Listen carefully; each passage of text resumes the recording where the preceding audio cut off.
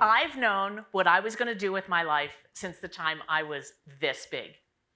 I was going to live on a boat in the middle of the ocean and work with sharks. That is until I stepped foot on a boat for the first time and realized just how seasick I get. That wasn't going to work for anyone, so I had to come up with a plan B. Surprisingly enough, my plan B led me to policing. I'm walking in the high school hallway as a new school resource officer.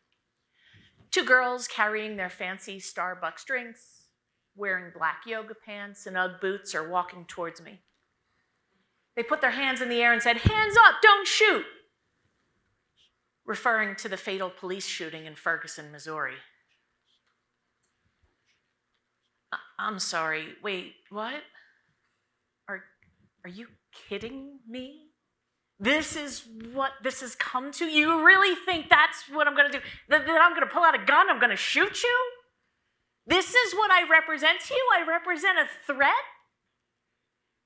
I have been protecting people and sacrificing for 18 years. And this is what you see from me? I wanted to throw up. I didn't know if I should cry or scream or just turn my back and walk away. My jaw clenched. I could feel my ballistic vest tighten around my chest. I was hot, like I was cooking from the inside out.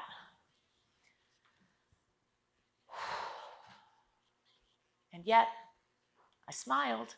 I smiled because I knew I couldn't let my insides be reflected on my outsides.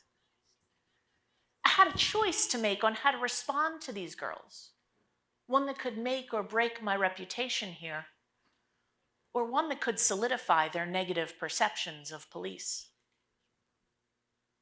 I had to figure out how to get these girls to trust me, to see me as a resource and someone to come to when they were in trouble. You see, I could have become authoritative and adversarial, or we could engage in conversation and get to know each other a little better. I opted to talk with the girls, not at them. We walked and talked. I said, girls, I'm new here. Can you show me how to get to J Hall? See, not everyone feels safe and secure standing next to a police officer. Some people feel anxious or scared or even hatred. School resource officers have to ensure their voice and tone, inflection, and body language is figuratively louder than the noise that's created by their uniform. That was not the time for me to stand with my hands resting on my gun and taser. Turns out, I discovered that by spending time with my students and talking with them to learn about them, I was building rapport with them and establishing trust. Our conversations happened more frequently and flowed more freely, despite having more depth each time. When school resource officers get to know who their students really are, the relationships built make communication that much easier, especially when some conversations can be really hard. The National Institute of Health recognizes that using someone's name when you speak with them activates parts of the brain even if they're comatose. Using a student's name isn't just polite. It builds trust, rapport, and shows that you see them as an individual. Although seemingly simple, it's a powerful gesture to show your students, I see you. You matter.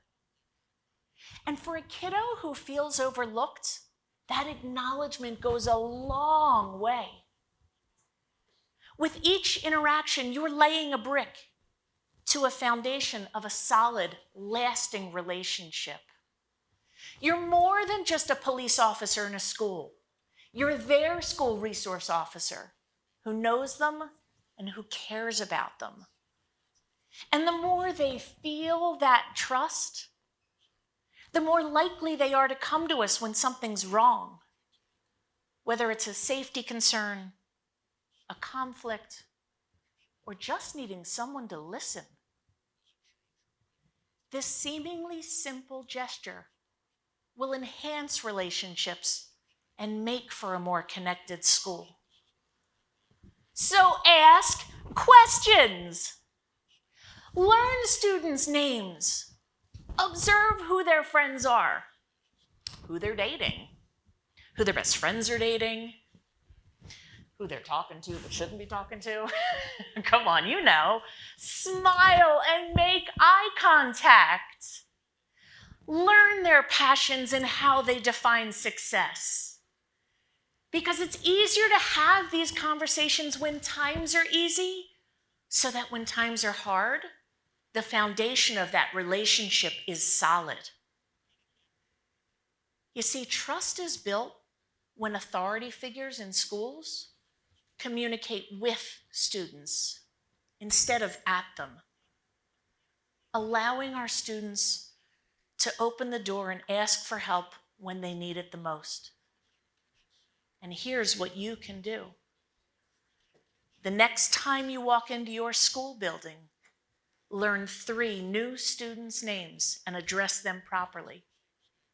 Because with all the negativity that surrounds police in our schools, when school resource officers have individual relationships with each of their kiddos, they create a connected environment that becomes a safe and a welcoming place for everyone.